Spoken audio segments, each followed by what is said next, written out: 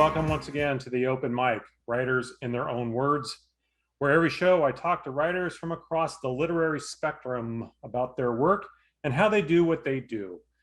From huge New York Times bestsellers to folks just getting their work out there for the first time. The Open Mic is about and for writers and the experience of writing and publishing here in the modern age. For those who don't know, this show is available by the same name on both YouTube and via all of the major podcast platforms. And you can subscribe to either one or both, so you never miss a thing. I definitely encourage you to do that. I promise you, you will not have to listen to just me when you subscribe and get the show. Much smarter, much more interesting people come on every week and talk about their writing and the publishing industry. So I highly encourage that. Today, I'm bringing Open Mic fans a 2-for-1. The outstanding mystery writer, John Carenen, and his fabulous poet daughter, Rowena Carenen. John's latest book, Keeping to Himself, came out last year, while Rowe's new book of poetry, First Drafts from the Brewery, came out this April. They each have also had copious amounts of their work appear in numerous literary journals and magazines. If you're picking up what I'm laying down, they're successful at this. They know what they're doing. I've had duos on before. This is not unique in that regard. And I've even featured both of these two individually back in the historic days when this was just, or prehistoric is what I meant to say, days when this was just a blog. But I've never had a father-daughter duo on at the same time. So this is a unique experience for us. So welcome both of you back to the Open Mic, John and Rowe Carenen. How are you doing? Doing great, thanks. Good to be back. Well, that's a plus. That's always good when you're glad to be back, as opposed to, somebody dragged me on here and I'm counting the moments till we can be done. Let me start out by saying that while from a genre perspective, these books could not be more different, they really do have a very striking similarity in that they both deal with themes like recovery and redemption and rediscovery of our humanity, and particularly our shared humanity. And that's really appealing on all those fronts for me. So, Rowe, let me start with you. Tell us about First Drafts from the Brewery. What was the inspiration for this book? And, because inquiring minds out there are going to want to know, was it written in a brewery? Mostly, yeah. Most of the first drafts and a lot of the editing were done at my favorite local brewery, Swamp Rabbit Brewery. And I have been a loyal patron for longer than I'm going to admit. So I knew everybody who worked there. I knew the owners, and they would let me sit up in a corner. They would keep undesirables away while I was working. And that included me. On occasion. And then they were generous enough to host the launch for me. And it's a really great little local tap room and brewery. So yes, it was. Well, tell us a little bit more about the book itself. I mean, what will readers get when they get this book? Oh, that's a good question. I like to say that while this book is mostly my story, it hopefully has some level of familiarity, whether it is a love of puppies chasing bees, or a good beer or good whiskey. What they're really getting is me sharing my whole naked self.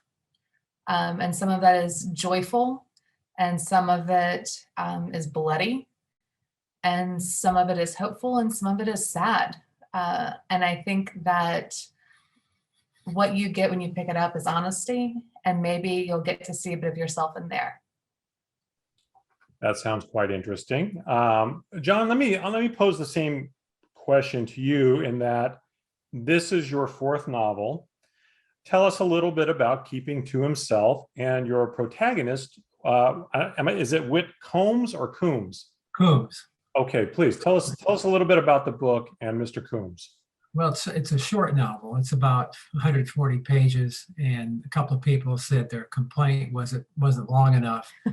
But I just told the story, and I didn't have anything else to say about it. So I tried to be as simple and straightforward as possible about a man who simply wants to be able to recover from traumas in his life, his wife dying, his war injuries, major things like that. And he's able to leave the military and buy a cabin way up in the sticks in western North Carolina near a little lake, miles off a hard road, and just try to recover. It's sort of like the Hemingway Nick stories about the war veteran who comes back and just tries to get a grip on life. And he enjoys the mountains so much, he starts hiking a lot. And one night on an evening hike during a rainstorm, he sees a murder. Upstream, he sees two men kill another man, cut his throat, and throw him in the stream, the rivulet, and he is not seen.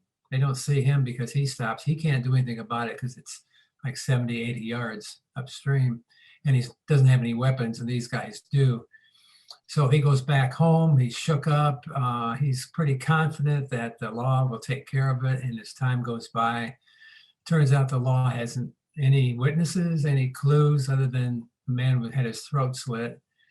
And so people come around asking questions, like an attractive sheriff, a female sheriff comes by and asks him what he knows and says, I know you take lots of hikes. Everybody says you know these mountains. Did you see anything unusual one night? And he said he heard a panther scream one night, and he evades the questions. And so the mystery continues until the killers find out that he might have been up there and might have seen it because he was known to be up in the mountains a lot. Mm-hmm. And so they come by and try to shut him up with intimidation. And he's got the dilemma of just keeping his mouth shut or sacrificing his privacy and his maybe his life by coming out against a cruel act. And he's a fundamentally decent man, and he finally has to make a decision. And there's a good dog. Yes, a big dog. It's important. It is important. Dogs are my favorite people. So mine too. Well, tell me a little bit more about how Whit Coombs is maybe different from the star of your three previous novels, Thomas O'Shea. They seem similar to me in that they both mostly would prefer to just be left alone, but circumstances don't allow that. Tell me a little bit more about how those two compare to each other. That's a good question. I think Thomas O'Shea is more playful with danger. He has quite a skill set, and he stumbles onto things he just can't resist jumping in. Whit doesn't want to jump in on anything. He's the ultimate introvert, quite content where he is off the main road with his big dog, and prefers not to engage society. O'Shea does. He's out there and running into all kinds of problems. They're both Christians. O'Shea is a damaged Christian in that he drinks a lot and he lost his family and he has a tendency toward violence. Whit Coombs sums up his theology every morning when he gets on his knees and prays, Lord Jesus, forgive me, a miserable sinner. That's his theology. And every day he says that short prayer. So he has a different approach in that regard too. So I think they'd be friends if they ever allowed each other to meet each other without getting in a fight. If some guy. Right. And one having to save the other, right? Not to jump in, but I think that Whit would be better friends with Lunatic than he would with Thomas. Oh, yeah. Lunatic Mooning is one of the main characters in the Thomas O'Shea series. And he also, while he owns and runs a bar, I think that they could sit at the same bar and have a beer, no words said, and leave both fully satisfied in their relationship. I never thought of that. I think I agree. You noted that maybe the novel is short because you pretty much said what you had to say. I'm curious though, is there a possibility that the new book could also be the first in a series, or was this going to be a one-off and you're already off onto something else? Yeah, it's a one-off. I'm satisfied with it. I'm usually not satisfied with stuff I write. It comes out and I look at it and I say, oh no, my name's attached to this trash. But it's a one-off, and I'm working on something else right now. Okay, well, which we'll get into here in just a bit. But I will say, John, I'll stick with you here because the reviews have been pretty good, which is, I'm sure, very gratifying. One thing a lot of people know, and which I've noticed in your work too, is the use of humor. You really do a great job of interweaving humor without beating the reader over the head with it. Never is any danger of, stumbling into satire, which I appreciate. But if you would, as somebody who reads a lot of crime fiction and a lot of mystery and a lot of thriller, I really appreciate the use of humor, and particularly with people who find themselves in dire circumstances. My brother was a cop. I've known lots of cops, a sister-in-law who's a neonatal ICU nurse. I mean, I don't think the average person maybe can comprehend how big a role humor plays in the life of people in these constant situations that are dire, because I think you would lose your mind if you could not somehow find humor even in these very dark circumstances. But it's not always easy to translate to a written page, and you do a very good job of it. If you don't mind, share a little bit of your philosophy on how you use humor in telling the stories that you tell. I don't really think about how I use humor. It's just the way I write, and I think the world feeds me a lot of straight lines. Just asking, for the rubber chicken upside the head. But I think it kind of diffuses things. Not to compare myself to Shakespeare, but he would use humor in really dire circumstances to break the tension a little bit. And so I think that's important, and also for the protagonist not to take himself too seriously. That's good mental health, I think, if you can not take yourself too seriously. And I don't take myself seriously. And why should I? Well, I think what, not to jump in on Dad's question, but that's also how he lives his life. We are also, as a family, big enjoyers of gallows humor. And, when it's done well in writing or in movies, it brings a different level to the experience.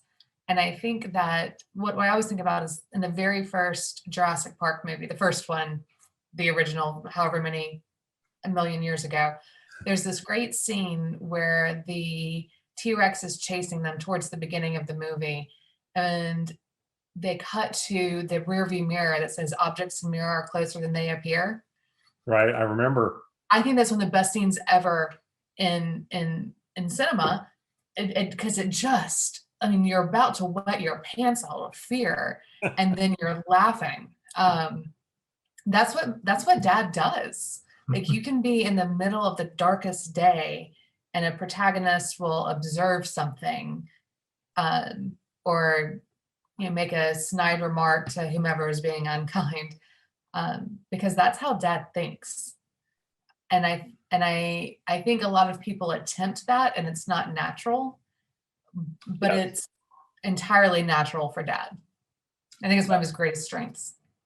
Yes. Well, and I think the operative word there is natural. It does come across very natural. And, I've read some very successful authors who are very good at it and some who are not. I won't name names, but I always appreciate it when I see it. And, you mentioned movies. It's certainly a staple. And, of course, we had a governor here for several years who was, you might have heard of. He was a big action star for a while. And, he would incorporate humor into everything. And I was probably not prepared. For those who don't know, I'm not so much anymore, but I was a State House reporter for many years. And so I covered a lot of Arnold's press conferences, and I had never seen a governor weave humor into budget discussions quite the way he could. So, and at the time, a lot of our budgets were quite dire. So it was a nice break, actually, in some way. Anyway, Ro, I want to talk about reviews a little bit for you too, because the reviews for First Draft, everything I've read, have just been great. People have been very impressed, very complimentary, and a lot of them noted the same thing. And that is how accessible the work feels for them. And I think, and really also how fresh the work felt to them. And I think that's a really big thing with poetry, because I think for a lot of folks, um, especially those of us of the male persuasion, we hear poetry, we run the other direction, right? So I think it's really great when it can touch people in that way and make it and be accessible in a way where everybody can get something out of it. So I wanted to ask you, because it is such a personal thing, and you hinted at that earlier when we were talking about, you felt, maybe a little bloodied and all of that as you were from writing this. What was your approach when you started putting this collection together? I mean, did you always intend to work from a theme, or is that something that developed as you went along? Well, yes to both. Some of the book is cannibalized from a book I wrote a few years ago and chose not to submit for publication anywhere. And it was called Bring Out the Bone Breakers. It's a line I got from my dad. And it was in the midst of divorce, which was not a joyful occasion. And I had a friend who referred to it as my bloody book, because so much of it was about pulp and bone shards and destroyed, joints and bloodied knees and all of that. So she called it my bloody book. And I stole some poems out of it because I believe them to be good, but I didn't want to talk about that book anymore. That's not where I am, and haven't been, thank the Lord, for a very long time. And that book was very divorce focused. But where I am now, and especially even more so since, I wrote the book, most of it was written and accepted over 2 years ago because it's small press and it takes a long time. I am happier and healthier and just in a whole better place. And I didn't want the entire book to be rooted in the dark. But I didn't want to ignore it either. So I think that this book, when I was putting it together, a lot of poems did not make it. And not because I didn't think they were good. I didn't think they were the point anymore. And I wanted, when I put this together, I knew my first poem and I knew my last poem. And the rest of it I had to figure out. Because the book starts with a poem about eating a fig from a tree in the yard of a house that didn't belong to me yet. Well, I bought the house, it's mine, 4 years in September. And it ends with me harvesting figs from that tree with my puppy, who is now 3 and a monster. And everything in the middle is how I got to be there. And there's some poems in the middle that take, like, chronologically or after that, where I'm enjoying my couch in my house and my workout and my tea and my, angel's envy. But I wanted it to be hopeful. When I wrote my master's thesis, my advisor told me, it was called Lace Bras and Steel Stirrups, and it was about having severe endometriosis and going through menopause before my mother and just the trauma of all of that. And she told me that I had an unrealistic worldview because it was so hopeful. And I wanted to know if she read the same book I did. But this book is hopeful, but it's not blind. Mm-hmm. And I think one of the poems I'm most proud of, that I didn't realize was going to have the impact it did, and I've had people I don't know contact me over it, is I'm sorry, thank you, a letter to my body. And the number of people who saw themselves in that, and it's a very specific poem, and I talk about very specific things. But the number of people, particularly women, who found themselves in that, and helped them heal their relationship, makes it all worth it. So it wasn't so much an intended theme of healing, just more of what I've actually done I do find that really interesting, is that, as I noted, and as you very clearly just expressed, I mean, poetry is very personal. That said, when you're putting together any kind of a book, you are trying to reach a more universal audience. Are those diametrically opposed things daunting for you, or have they been daunting? And I should, for anyone who, maybe is just tuning in for the first time, this is not your first book of poetry, clearly. I mean, you're not your first rodeo, so to speak. Is that reality daunting for you in general? And does it ever creep into your mind while you're creating something or expressing something that is so personal, that you are also, since you're going to put this out there and try to sell books, that there's a universal, I'll just leave it at that, universal appeal maybe that you're trying to reach as well? Does that affect the creativity of it all in any way? Not the writing, but the constructing of the book. I think that, well, you mentioned before about how particularly people of the male persuasion run away from poetry. I think it's because people are intimidated by poetry. Mhm. And I think it's because they haven't found their poet. Mhm. And that's not me making a plea to be your poet. But the first poem I memorized was Shel Silverstein's "There's Too Many Kids in This Tub," which I still think is brilliant. I think that the power of that poem is the same as the power in John Donne's The Flea, is the same as the power in Keats' Ode to a Grecian Urn. They are specific. The experience is specific. Their details are specific. And therefore you find yourself in them. And I don't know the science of how that works. But when I work as an editor and someone says that their character sat down and had a soda, no, they didn't. If they're in North Carolina, they had a cheerwine.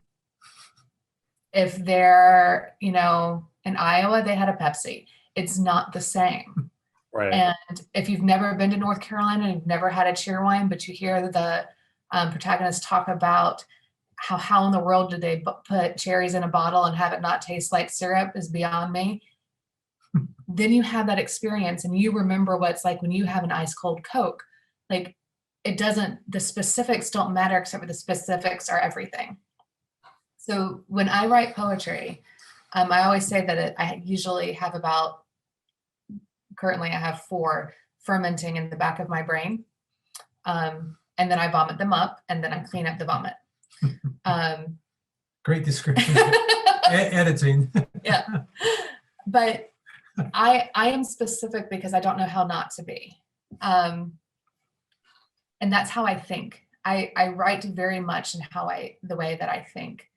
But when it comes to culling it and picking which go into a book and the order, and which should never see the light of day, whether it's because they're terrible, and I write lots and lots of terrible poems, or they are too personal, and I don't think anybody else gets to peek behind that curtain, those get held back. They get written, but then they get held back because while I acknowledge that, especially this book, more than the first, I am standing naked and saying, here are all of my scars, and a handful of tattoos. Good luck. It's like the literary version of Naked and Afraid. Yeah, it is. And I never think about it until I have to do a reading. And then I'm fine if it's a large group. But I guest lecture at Salem College, my alma mater, every couple of years. And they use my books as textbooks in modern American poetry class, which is incredibly surreal. And every time before class, I feel like I'm going to throw up and that I have nothing of value to say. And that these teenagers and 20-year-olds know a lot more than I do. And that the professor who I admire deep into my core is going to regret asking me to come. Every time. And it's also hard. It's hard to stand in front of 9 15 students and read a book about your organs failing and how do you define woman, and also isn't my puppy great? Like, it's just a hard balance. Right. It never affects the process of the writing.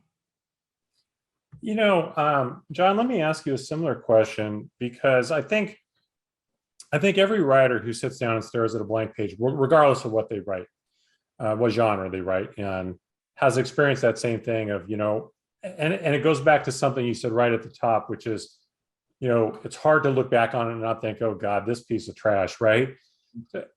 I think overcoming that concern that we have nothing to say, or that what we have to say doesn't have value. I don't care where you are in your career or what have you. I think part of that creative process, certainly for me, and I've been doing this a very long time, I will even still struggle with that from time to time. I think we call it imposter syndrome. You can call it whatever, but to me, it's just that lack, or the doubt that creeps into our minds about whether we're good enough to do this, or whether what we have to say is worthy of somebody spending 99 cents or $27.95 or whatever it ends up being. How do you deal with that challenge because I'm thinking a lot of folks that watch this show or listen to the podcast are thinking about writing, and they're maybe really early in their career. How do you approach that when you look at that page and you start to question yourself even about whether what you have is going to be good enough? How do you overcome that? I'm not sure I ever overcome it. I do fairly well dealing with it. And my go-to with my first drafts are, well, you can go back and edit that and make you look better than you really are. Like with dialogue, go back and fix it. And so when I'm writing, I just write that first draft. And then when I go back, I can say, well, this isn't very good, but I know how to fix it. Just certain things, being details, try to improve the dialogue, emphasize setting, appeal to the senses, all those kinds of things. And oh, yeah, I can do that. Or I just put a bunch of X's and keep going, because I'll come back to where the X's are. But when I'm writing, I'm really not thinking about my audience. I'm just thinking about, I want to tell this story, and I'm having a good time telling the story. And when I type that last page, I say, well, that's it. What's next? Move on. Well, and also, the end are two really great words. The end, right? yeah. Yeah. Sorry, Rowe, go ahead, please. We also have a fantastic writers group. And anytime I've brought a poem that I thought was just terrible, the really, really bad ones nobody sees. The ones that are bad that I think could possibly be better, their encouragement makes all of the difference. And there's one specific encouragement. It's specific. Not saying, oh, this is lovely, bro. Aren't you great? Yes, we love you. But there's one, there are several poets in our group, but one of them in particular who just put his first collection together, and I'm helping him with it. He and I will go back and forth over a single word or a comma or a line break. Drives me nuts. But what's wonderful about that is he is engaged, and they like to throw back at me. My phrase is always, you can do better. I know your work. I know your writing. You can do better than this. So he'll say that back to me, and it's infuriating, but he's right. And he does the same thing for Dad. Like, Dad will bring a chapter, and John will say, John's the poet, he'll say, this doesn't sound like your guy. This is not something that he would say, or I can't picture this. Usually you put me in the scene. I can't picture this. What happened? And I get up and walk out. Slams doors, knocks over coffee cups. Get a drink.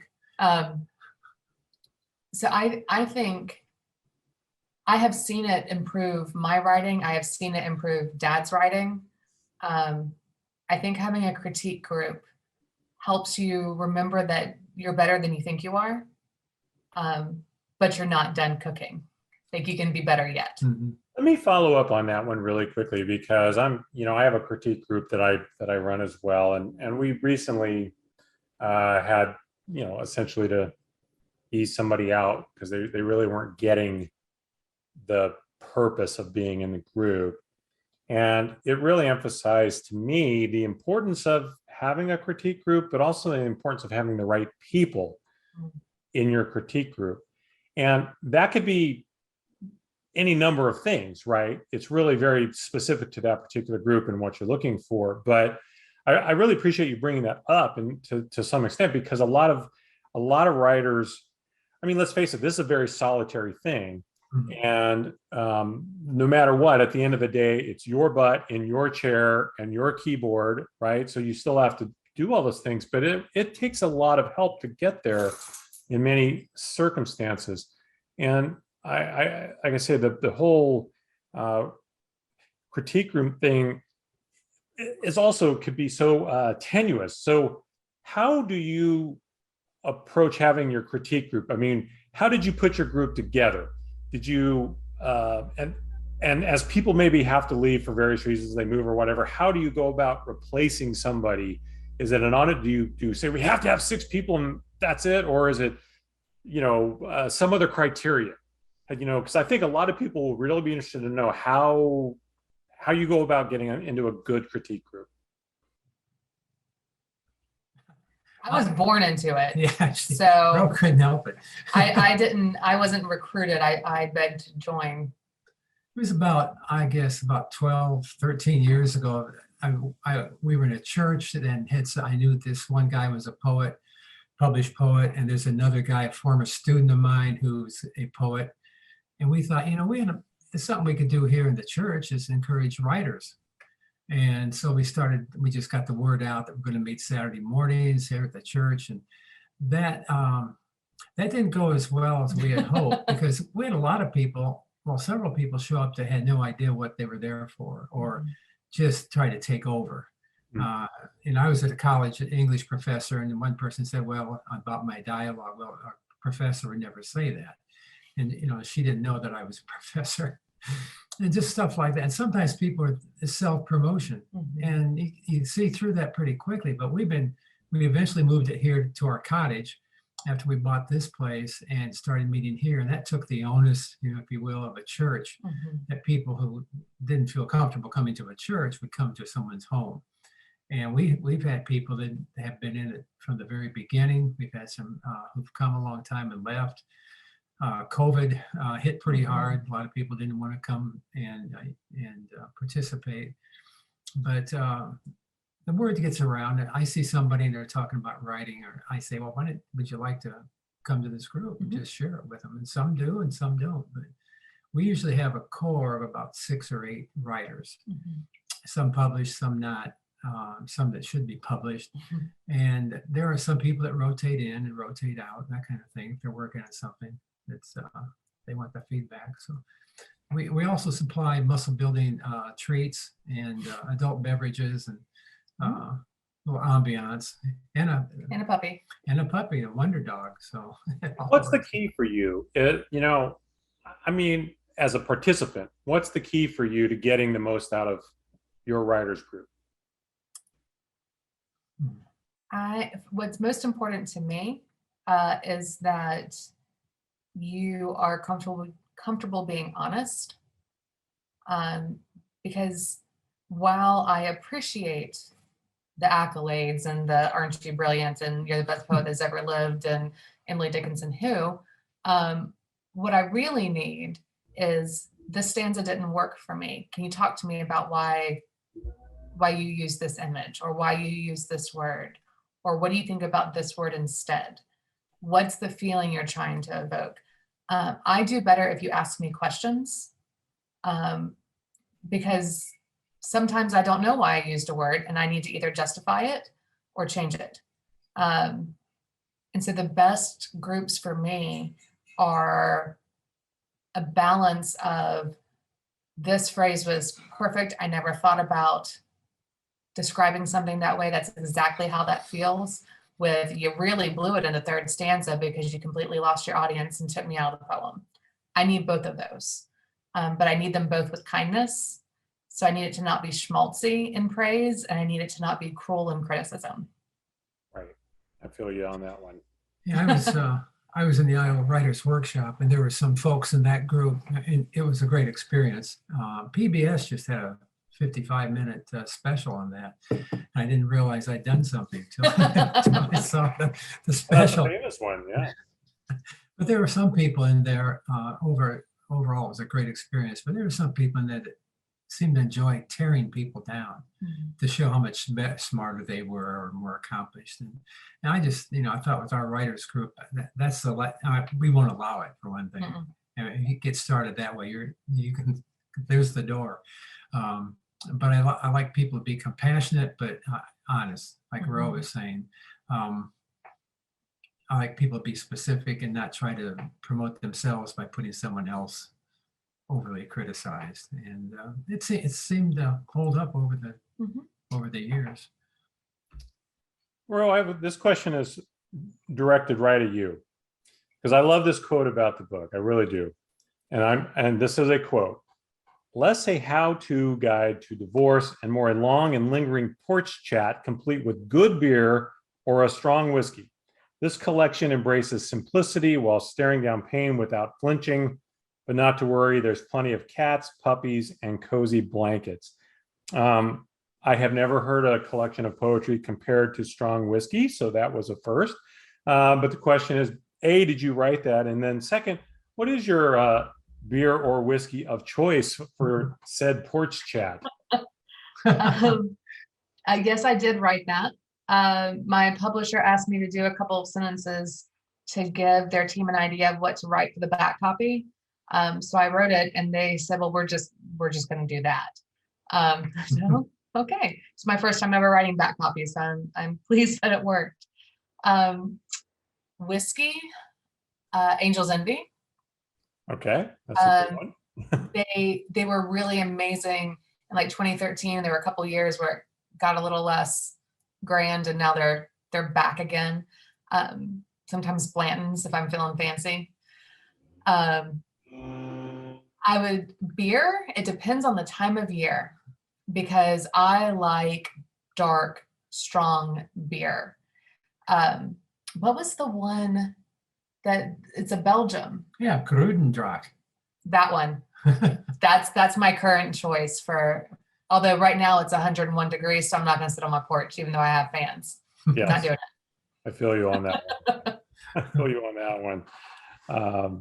I'm a big fan of Basil Hayden, and I'm a big fan of a bourbon called Noah's Mill. You happen to see that. Neither is inexpensive, but hey, I don't drink beer, so that one's off me. But I also recommend Heaven's Gate. Oh, okay. There's one that's way out of my price range, but the bottles are designed based on the iron gates that Bob Dylan has been doing the last 15 years. Oh, wow. And I'm incredibly shallow, so I was like, oh, that's a pretty bottle. Turned out it's delicious. Highly recommend. I got to get to some father-daughter stuff here, as I am wont to do, because I know you're a huge advocate for your dad's work. But how much editing or critiquing of each other's work do you do? Well, I'm not qualified to critique poets, but I can. I'll look at in the workshop. I might be able to contribute a word or two, really, that maybe you didn't need this word, or this might be a better word, an individual word. But as far as the rest, I just kind of sit back and enjoy it. Dad has a shorthand for me since I was in high school. And it's the difference between the almost right word and the right word is the difference between a lightning bug and lightning. And it's just he had it done in calligraphy, and I have it framed in my house. Also eschew surplusage, also framed in my house. Mark Twain for both of them. But he'll put LB next to a word or a phrase that it's fine, but it's not the right word. It's not lightning. And it makes me better. Thanks. You're welcome. As for Dad's books, I read all of them. I edit them all. I work on them in workshop, and then I work on them as individual books. And I'm going to spill some tea. as they say. He is sending a book out right now that I think is the best thing he's ever done. And I read part of it for the first time when I was in high school. And there are images from that book that haunt me now. I think it is brilliant writing. I think the characters are extraordinary. And I would pair the villain in that book, I would put him up with Iago. Like, it's extraordinary. Thank you. So if you have any publishers out there or agents out there, get in touch with us, because this is the book. That's high praise. I mean, and look, for those who aren't paying attention, I mean, John's work's been compared to folks like William Kent Kruger, who has been on this show before. He's a nice man. You're not going to get better than that. So that, and maybe Shakespeare, apparently. So that's good. Well, and in case anyone is questioning Rose Bonafides here for making that comparison, before we get to the last thing, you are an independent editor and full service book concierge, along with being a great poet. Please take a moment and tell folks in this audience just what kind of services you offer and how maybe, you know, what you do to help writers along through their projects. Well, I'm doing less of the full service stuff. And my reasoning for that is twofold. One, I'm tired. And two, the promotional business changes so quickly. And I just can't keep up with it the way that I should. So I don't do that. But what I do is the editing is my favorite thing in life. I love to edit. I always think of, and I tend to edit in either blue ink or green ink because I think red is too dramatic. And because my favorite thing truly is to help an author develop their own voice. And I do all genres. I've worked with New York Times bestselling authors, and I've worked with people who self-publish just for their families. I don't care what your goal is. As far as publishing goes, I want you to tell your story the best way possible. I just worked on a fantastic fantasy novel that I think is going to absolutely blow up. That's a retelling of The Little Mermaid, but what if it wasn't a sea witch? And what if the daughters were given and not stolen? And it's fantastic. I literally laughed and cried and waited for each chapter as she sent them to me. So I'll keep you posted on that. But the other service that I like to provide is helping with queries and pitches, because I am my worst advocate. And most authors are the same way. Yes. We don't know our strengths. We get embarrassed. You probably don't want to read my book anyway. It's fine. I'm sorry I asked. I got to go. I need to go fall down the well. Like, that's how many of us feel. So give it to me. Let me read your work. Let me help you determine who to send it to. Let me help you sell this great thing that you've created. Because otherwise it sits in a drawer, which is also fine. But if you want to get it out there, I can help you make that better.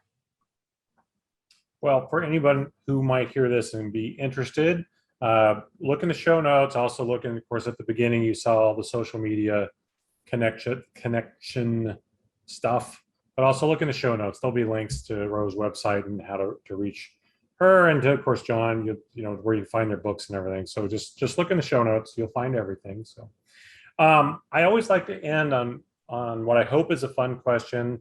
And I realized when I went back and looked at our first conversation, you and me, Rowe, I didn't offer you this option. I did with John.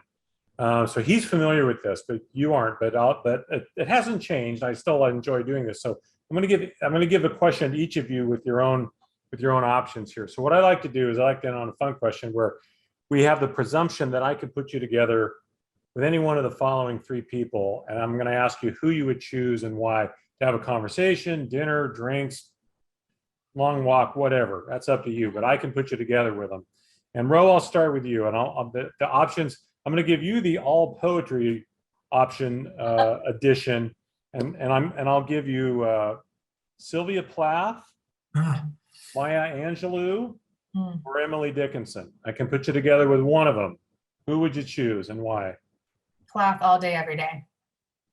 I'm a huge Dickinson fan, have been since I was tiny. But Plath was funny, mhm. and people miss that.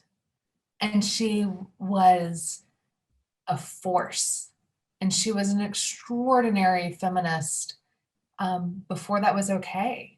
Mhm. And she was just horribly punished for it.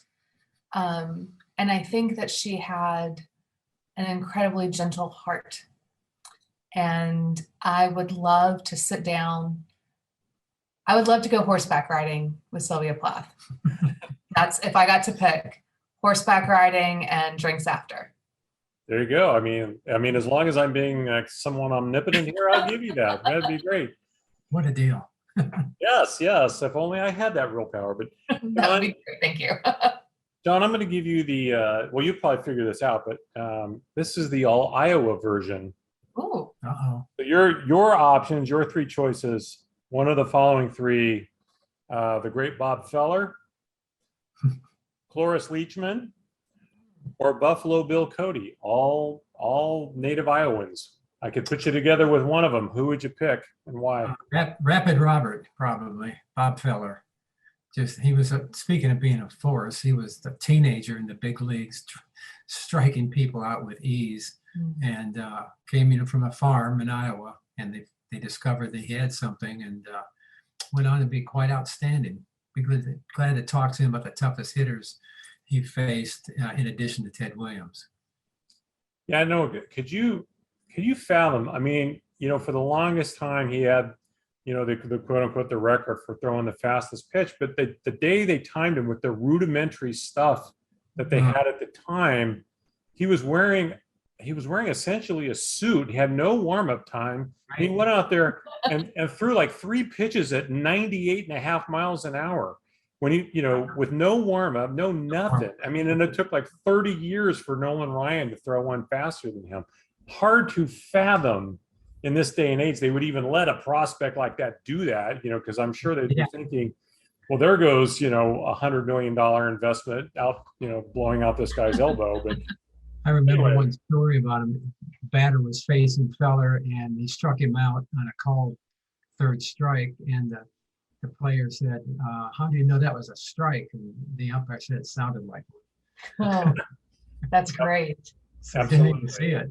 Absolutely. Well, and I know as time has gone on, there's been a lot of discussion over his views on race and things like that, which were not remotely progressive and through our modern lens. But it is also a fact that he regularly barnstormed with people like Satchel Paige and many other players from the Negro Leagues and helped them make a lot of money in the offseason and helped them actually get opportunities later on in the major leagues. And those are things you don't hear about often, about some folks. So yeah, I think he's a fabulously interesting character on lots and lots of levels. So True. Both of you, thank you so much. This has been a lot of fun. Certainly very entertaining, but also very informative for anyone out there. And I strongly recommend, as I say, all their stuff is in the show notes. Please check them out. Check out their books. And if you're looking for editing help, check out Rowe's website. So I'm sure she can help you. And while you're at it, hey, hit subscribe if you haven't done that. Because I guarantee you, every show, I have really smart people like them who can come on and tell you how it is they do what they do. This is a hard game. And why go spend a lot of money on craft books when you can just watch my show? It works out great for everybody. So, and if you take the time to leave a review, that'd be great too. That helps other people find the show, whether it's on YouTube or whether it's on whatever your favorite podcast platform is. So until next time, again, John, Rowe, thank you very much. Appreciate it. Thank you. I will leave all of you with one final thought. Tomorrow is not promised to any of us. So please make today count. Until next time, this has been Rich Eisen. This is the Open Mic.